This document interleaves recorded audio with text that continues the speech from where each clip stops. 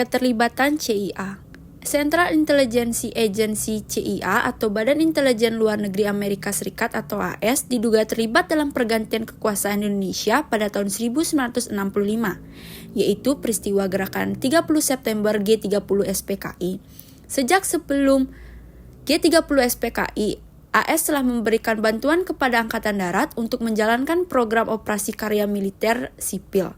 Yang kedua ada Allen Dulles, mantan direktur CIA, diduga berperan dalam menggulingkan Soekarno.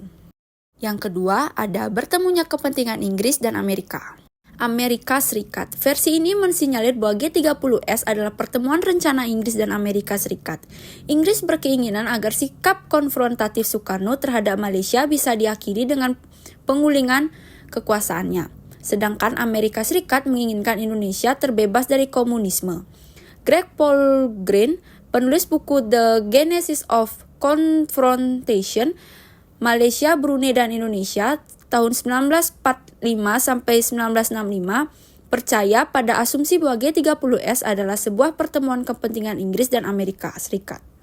Ketiga, ada keterlibatan Soekarno. Setidaknya ada 3 buku yang menduga Presiden Soekarno terlibat dalam peristiwa G30S. Penulis dan judul buku yang dimaksud adalah Victor M. Fleay, Anthony of the Jakarta Cup, Oktober tanggal 1 1965 dalam kurung 2004, Anthony C. Adek, The Sukarno Files 1965 sampai 67, Chronology of the Defeat 2006, yang sebelumnya terbit yang berjudul The Derforius dalam Soekarno and So-Called Untung Putse, A Witness Report by Bambang S. Widianarko 1974 dan Lambert Gibbles. Pembantaian ditutup-tutupi peristiwa fatal di sekitaran kejatuhan Bung Karno. Yang keempat tidak ada pemeran tunggal skenario besar atau teori chaos. Versi ini diyakini oleh Insinyur Soekarno atau dalam 2 pidatonya yaitu Nawaksara dan Pelengkap Nawaksara. Menurut versi ini, G30S adalah sebuah konspirasi ketika unsur-unsur nekolim atau neokolonialisme dan imperialisme menggagalkan jalannya revolusi Indonesia. Hal ini terjadi di tunjang kepemimpinan PKI yang keliru dan oknum-oknum AD yang tidak benar. Teori ini dikemukakan oleh John Dulles. Yang keempat ada keterlibatan Soeharto. Diungkapkan oleh sosiolog Belanda dalam artikelnya yang berjudul Soeharto and the Untung Kop The Missing Link bahwa pada malam 1 Oktober terjadi pertemuan antara Soeharto dan Latif dan Letkol untuk pimpinan tim penculik ke-7 jenderal. Namun banyak yang berpendapat bahwa Soeharto bukan tipe orang yang jenius yang akan merancang kudeta secara sistematis. Ia hanya sudah tahu sebelum kejadian naas itu terjadi melalui pertemuan dengan Untung dan Latif sehingga ia paling siap. Yang keenam ada perwira Angkatan Darat dengan PKI sebagai pemain kedua. Benedict R.O.G. Anderson dan Ruth M. C. Fay merupakan sejarawan Cornell University pada tahun 1966 menyatakan bahwa G30S berasal dari persoalan intern TNI AD.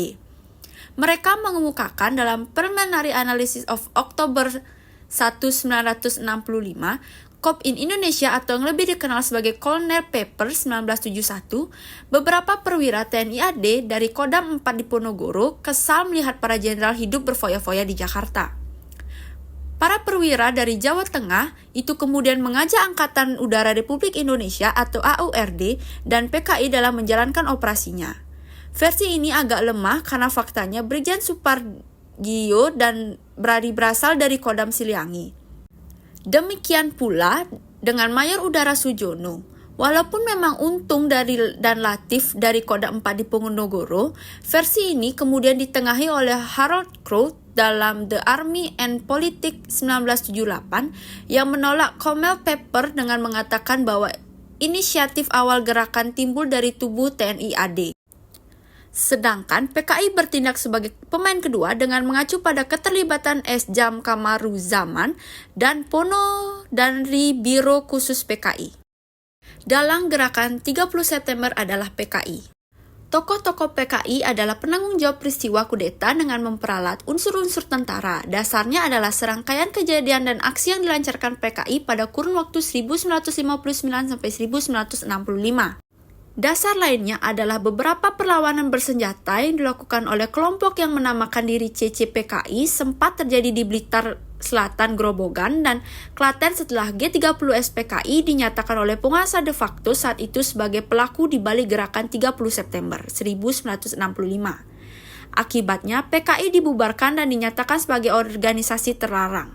Ketetapan ini juga melarang penyebaran ajaran komunisme, marxisme, dan leninisme di Indonesia.